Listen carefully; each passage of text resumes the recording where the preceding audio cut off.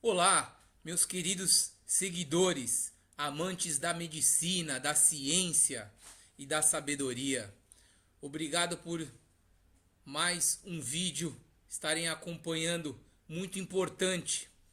Vamos falar de diabetes no homem, no cão e no gato. Mas o principal, esse vídeo, ele é extremamente técnico também, com a parte que só os farmacêuticos estudam, extremamente molecular. Entendendo isso, vamos ver a quantidade de fármacos, de remédios que temos ao nosso favor, não só a insulina. Então, muitas vezes, a terapêutica pode ser complementada e melhorada. E talvez este vídeo faça a diferença na sua vida e no dos seus animais. Acompanhem comigo. Ok. Diabetes, síndrome de múltipla etiologia, decorrente da falta de insulina e ou sua incapacidade de exercer seus efeitos. Veja bem a definição, ok? Ela caracteriza-se por hiperglicemia, aumento da glicose de forma crônica, com distúrbios no metabolismo dos carboidratos, dos lipídios e das proteínas. Tá? Mais ou menos se tem aí que até 2025 podem chegar a 300 milhões de pessoas. 9 milhões só no Brasil e 18 milhões nos Estados Unidos. Ok? Pessoal, então vamos lá. Nós temos aí, de forma rápida, o diabetes. Então, tipo 1, insulino dependente ou juvenil, doença autoimune caracterizada por destruição das células beta-produtoras de insulina. Né? Então, o pâncreas aí, ele libera essa insulina pelas células beta, ok? E aí nós temos também o tipo 2, que é a insulino não dependente. Geralmente ele está ligado a fatores hereditários, possui relação grande com obesidade e sedentarismo. Estima-se que 60 a 90% das pessoas que têm esse diabetes estejam obesos ou tenham mais de 40 anos. E também tem o pessoal, o risco aí dos tabagistas, no caso dos humanos, né? Cerca de 8 a 10 vezes mais comum que o tipo 1, ok? É o tipo 2. Então, nós temos aí o diabetes tipo 1, tipo 2, tem o diabetes gestacional e outros tipos específicos como defeitos genéticos na ação da insulina, pancreatite, que é a doença do pâncreas exócrino, que pode levar aí a diabetes, as endocrinopatias, comum nos animais, o síndrome de Cushing, hipertiroidismo também, em gatos, indução por algumas drogas ou produtos químicos, infecções e a parte imunomediada que o teu próprio organismo ataca. Vou botar a tabelinha para vocês, o pâncreas. E se desenvolve o diabetes.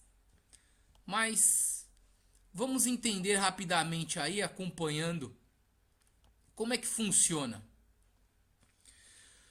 A gente tem o estímulo com o primeiro pico de liberação rápida de insulina, que vem com o estímulo da glicose, aminoácidos e o glucagon e outros hormônios, fazendo com que a insulina estocada dê o pico.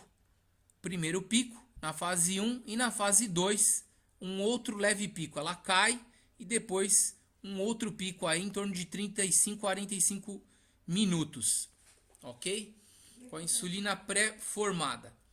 Aí o que acontece? Como é que funciona? Nas células beta, a gente tem os GLUTs.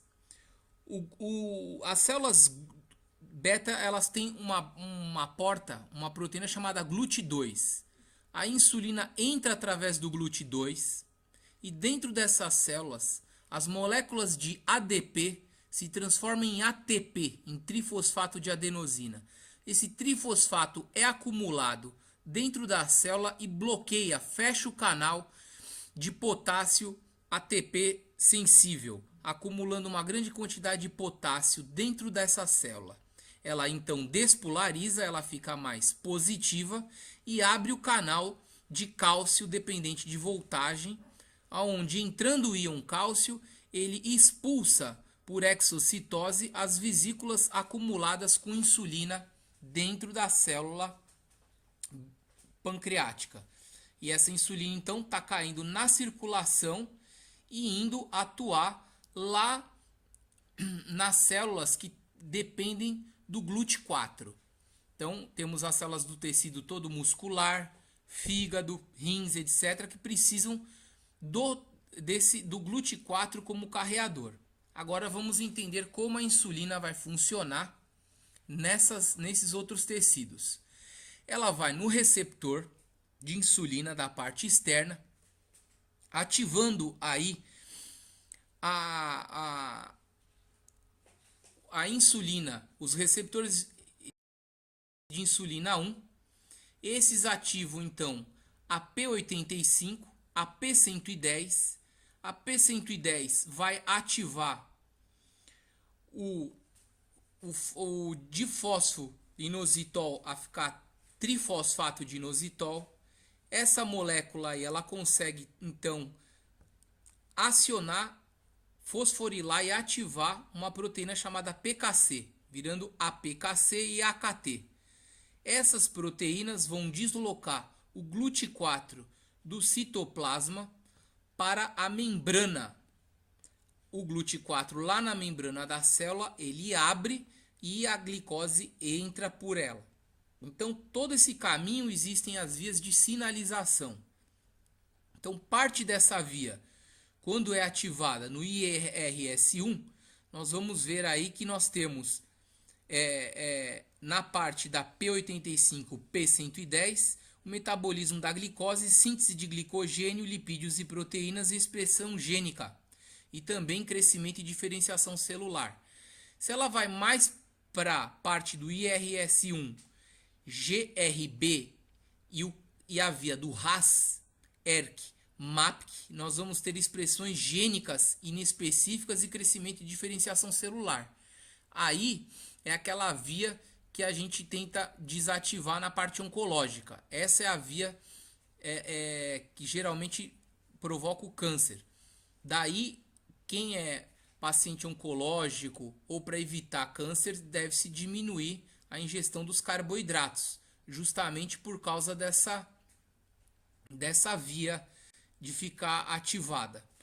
Então, tudo isso daqui, essa parte que eu estou colocando, falando para vocês de forma bem técnica, eu estou colocando aí as imagens para vocês irem acompanhando. O que ela ajuda a fazer aí? No fígado, aumenta a glicogênese, diminui a neoglicogênese, diminui a glicogenólise, quebra do glicogênio. Então você vai estocando no fígado. Na célula adiposa, aumenta o transporte de glicose para dentro dela e síntese de glicerol. Nos músculos, aumenta a entrada de glicose para dentro deles e aumenta a glicogênese. Então você vai estocar aí mais glicogênio, né? Mais glicose em forma de glicogênio nos músculos. Na gordura, nós temos aí aumento da lipogênese, diminuição da lipólise, da quebra de gordura no tecido adiposo, por isso que insulina engorda, né? Então excesso de carboidrato, açúcar, glicose, ativa a liberação de insulina, insulina ajuda a botar mais lipídio aí, aumentar as reservas de lipídio. Na parte proteica aí, nós temos no fígado aumento da síntese proteica e diminuição da proteólise, da quebra de proteína. E nos músculos, maior captação de aminoácidos e maior síntese proteica. Daí ser a insulina, um hormônio anabólico. Ok? De forma geral, o normal aí, glicose plasmática em jejum de 8 horas, menos de 100 miligramas por decilitro. O pré-diabetes está de 100 a 125 miligramas por decilitro. O diabetes mélito acima de 126 já é considerado em jejum de 8 horas próximo disso daí. Só que lembrando que como existem variações, principalmente nos gatos, nós temos que nos felinos fazer a dosagem de frutosamida e nos humanos é comum usar a hemoglobina glicada, que a hemácia vai ver quanto de glicose tem nas hemácias na hemoglobina, né? Porque as hemácias têm 120 dias de vida útil. Então a gente pega, ok? Se essas variações de glicose, essa hiperglicemia ou o diabetes é verdadeiro ou é pontual essa hiperglicemia e não é, na verdade, um diabetes. Então, para nós termos uma certeza, até se a terapêutica está fazendo efeito, nós mensuramos aí pela hemoglobina glicada. Sintomas gerais, então, da diabetes, quando não funciona, então, toda essa via e sobra a glicose no sangue, é muita urina.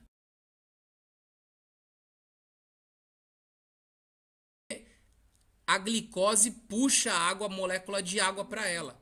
Os rins não recapturam nos túbulos contorcidos proximais a glicose, e aí a glicose passa batida, carrega a água e você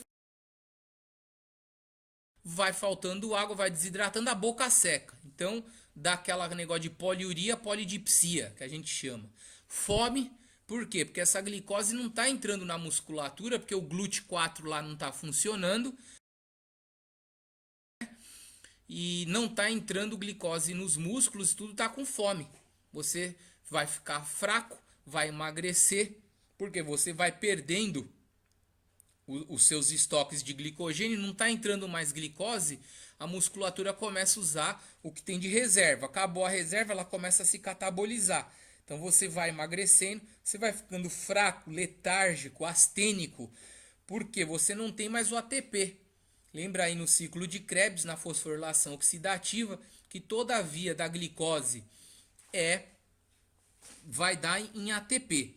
Então, rapidamente, até para esclarecer a ação de alguns medicamentos, como por exemplo metformina, por que são usados em alguns aspectos. Lembrando que no fígado, nos rins e no intestino, a via da glicose, do glicogênio, principalmente estocado, ele pode vir se transformar em glicose 1-fosfato, glicose 6-fosfato, e através da glicose 6-fosfatase virar glicose e a glicose sair do fígado e dos rins e do intestino e vir para o sangue como fonte aí de manutenção da glicemia, para o sistema nervoso central principalmente. Então, um dos medicamentos que agem inibindo essa saída da glicose do fígado é a metformina, que a gente vai ver. E depois, o que acontece? Nos músculos, na musculatura estriada esquelética, não existe a enzima glicose 6-fosfatase. Então, o produto final vai ser a glicose 6-fosfato. Uma vez que a glicose entrou dentro do músculo, ela vai virar glicose 6-fosfato e vai embora pela via. Que via? Glicose 6-fosfato, frutose 6-fosfato, gliceraldeído 3-fosfato com dihidroxicetona. Quando ele quebra no meio essa molécula, ficam 3 carbonos de cada lado. O gliceraldeído 3-fosfato vai ter que virar 3-fosfoglicerato, vai virar piruvato e piruvato entra no ciclo do ácido tricarboxílico.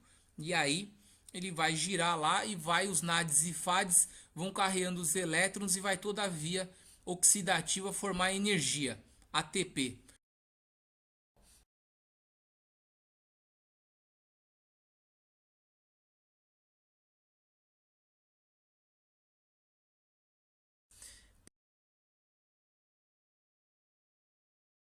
Problemas de visão, problemas de cicatrização. Não tem ATP, a célula não ativa para se replicar. Também a questão da cicatrização e da visão, que até tem aquela questão criança pequena que tem diabetes tipo 1, que bate, se machuca o dedão do pé, fica escuro, aparece necrosa.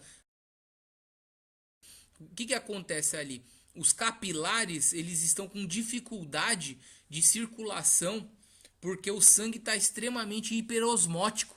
Está cheio de glicose e está denso, grosso, fica toda alterada a hemodinâmica e a irrigação. E aí tem esses problemas. A cetoacidose, produção de corpos cetônicos, uma vez que o ciclo de Krebs está paralisado, a gente vai fazer aí o ciclo de Linin queimando ácido graxo, a gordura aí como fonte de energia. Então dá aquele cheiro que sai da boca dos animais, das pessoas, um cheiro halitoso aí, forte, metálico, né? Atenção com esses sinais aí. De forma geral, é isso. Com mudanças de humor, muitas vezes náusea, vômito.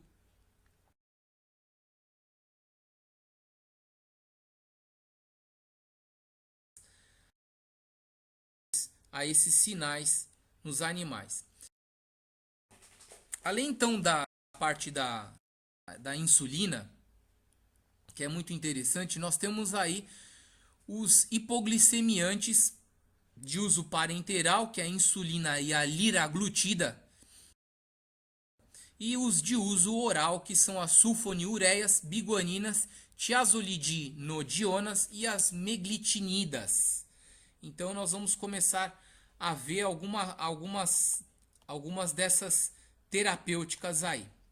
De forma geral, a insulina ela tem ação rápida, intermediária e prolongada.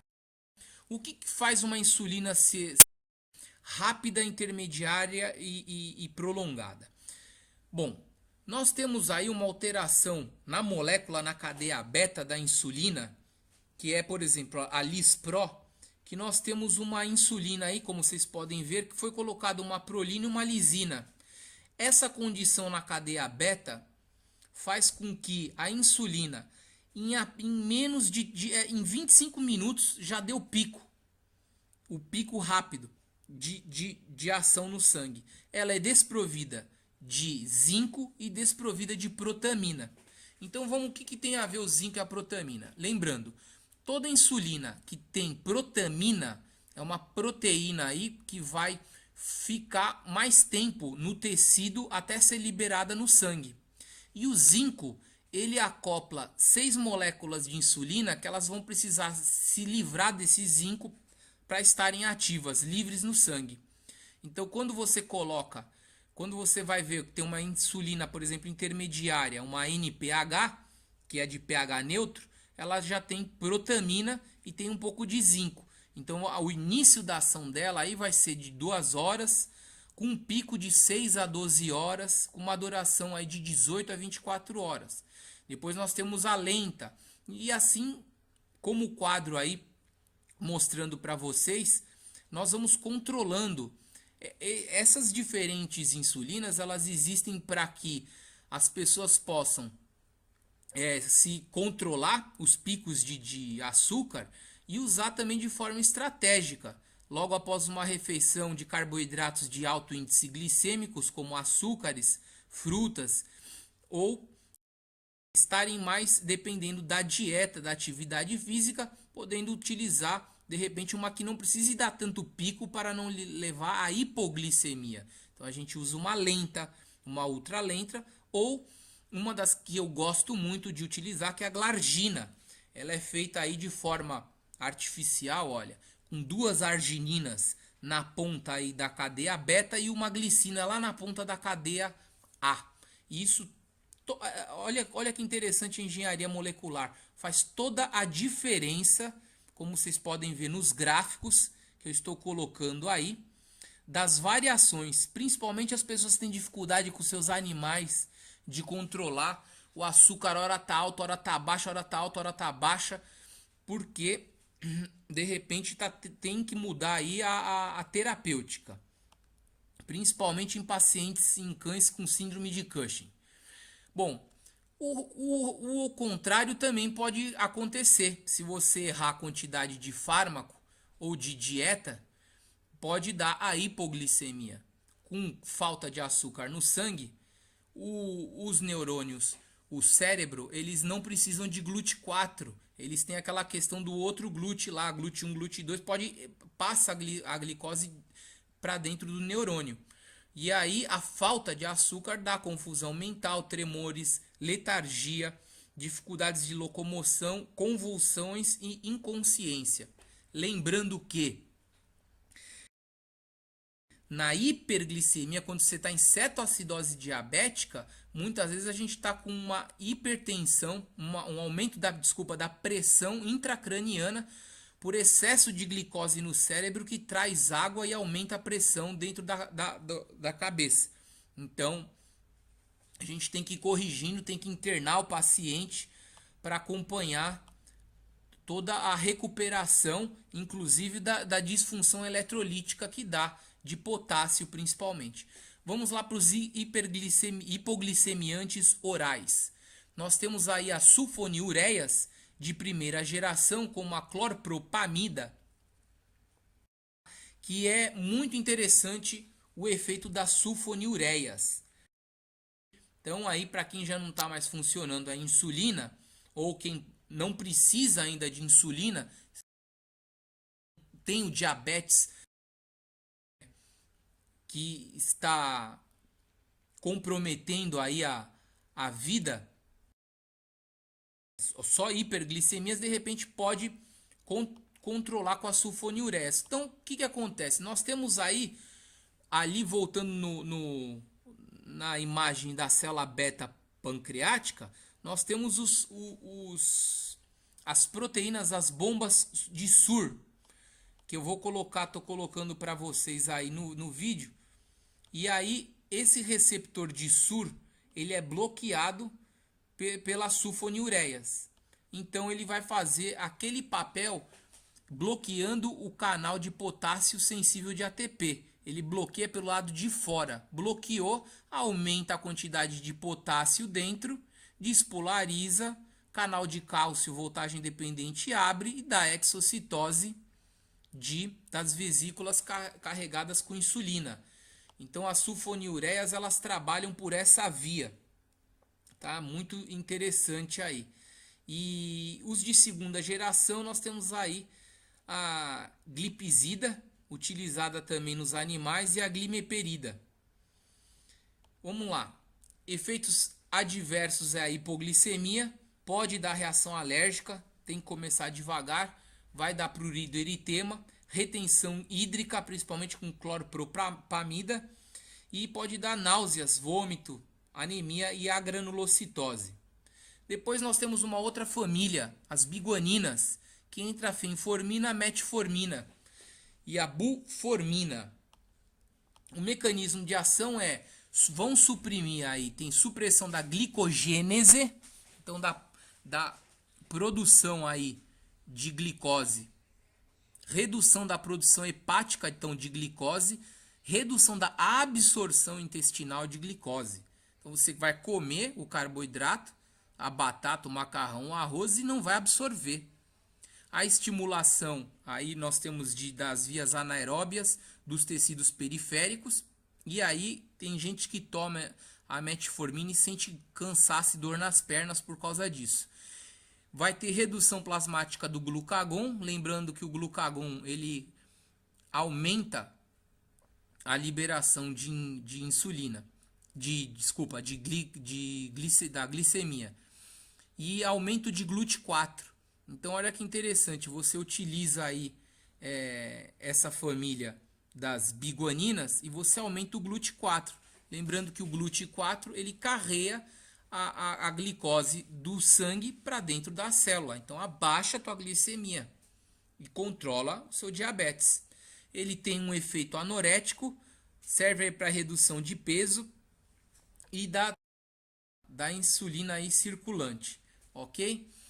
Efeitos adversos, como eu falei, acidose lática, náusea, anorexia, pode dar diarreia e vômito e má absorção de vitamina B12. Então é interessante quando quem faz uso desses medicamentos suplementar com vitamina B12 para não levar anemia megaloblástica.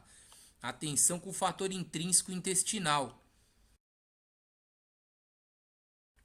Outros hipoglicemiantes orais aí são as glitazonas, como as tiazolidinadionas. Aqui nós utilizamos muito o Actus pioglitazona.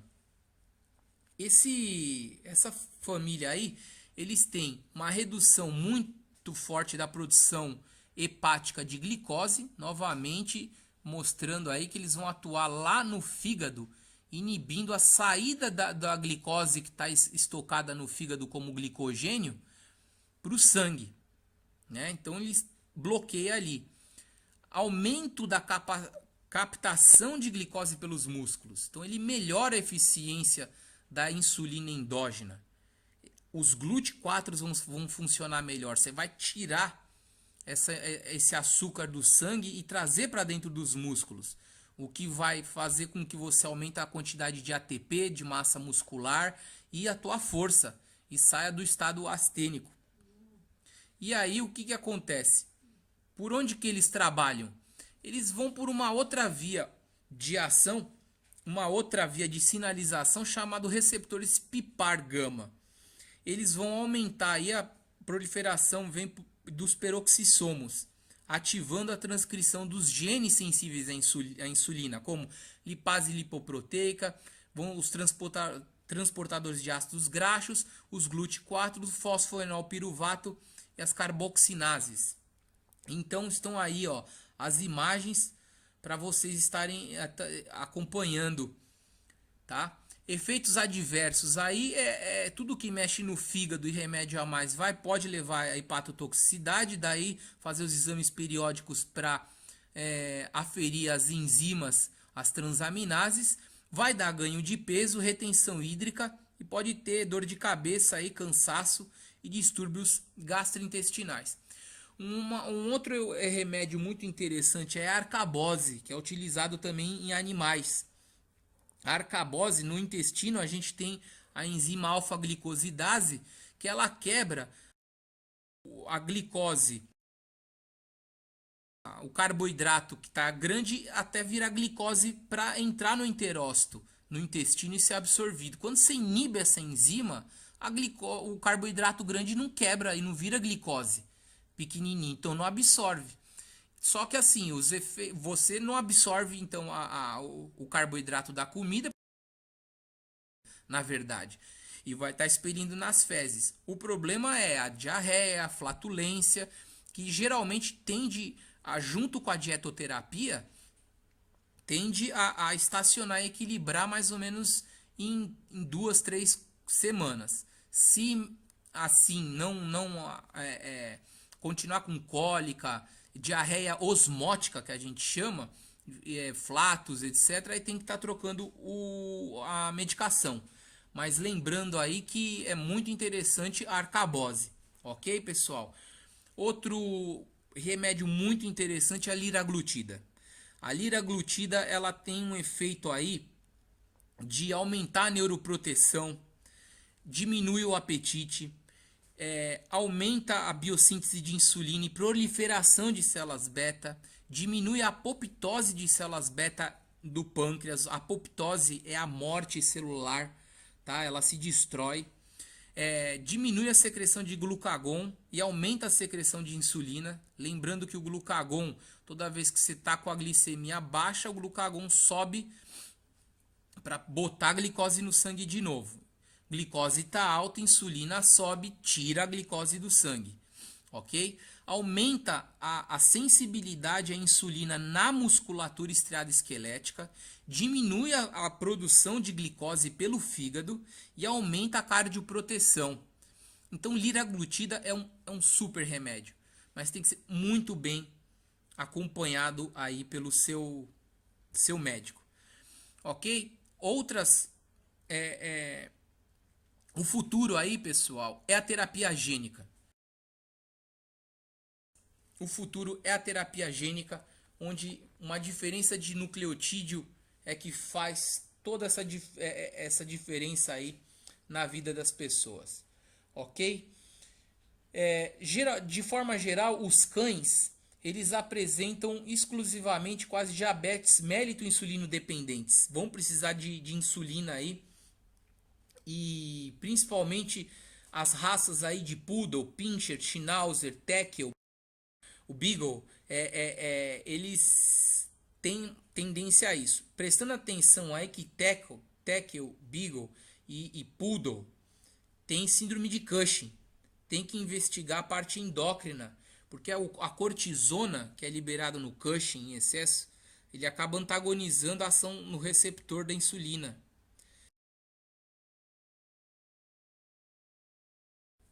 No caso dos felinos, 80% mais ou menos tem o diabetes mellitus não insulino dependentes, ok? E aí você tem uma desordem na ação e na produção de insulina. Lembrando que o gato ele tem hiperglicemia de estresse, então tem que fazer frutosamina para diferenciar se é hiperglicemia de estresse ou é diabetes de verdade, tá? Os animais geralmente eles vão ter uma seborreia, pelame eriçado. No gato aí o andar vai estar plantígrado. Então você vê teu gato magro, chupado, a boca saindo cheiro metálico, ele andando com as patas de trás assentadas no chão, tá? Isso é neuropatia diabética, tá? Então tem que estar atento a esses sinais para levar para o veterinário. A terapêutica aí é feita, eu gosto muito da glargina, né?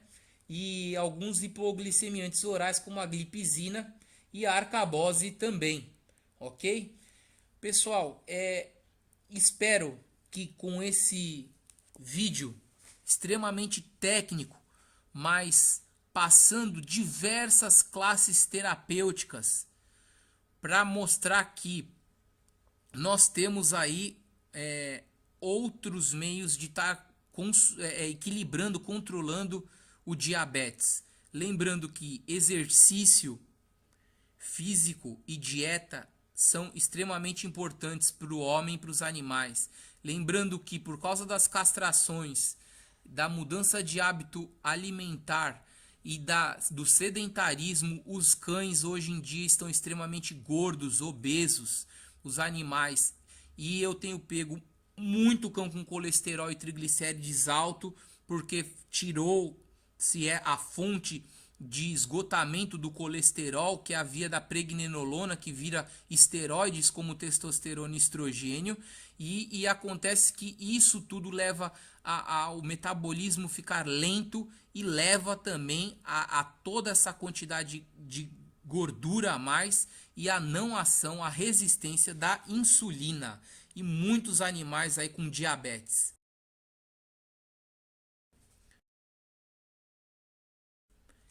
Dúvidas? Me escrevam. Tem o meu WhatsApp. Gostou desse vídeo, apesar de ser extremamente técnico? Compartilha, porque o que interessa é que mais e mais pessoas saibam, aprendam, tenham cultura, para que possamos combater as doenças e diminuir o sofrimento nessa passagem de vida chamado existência. Forte abraço a todos.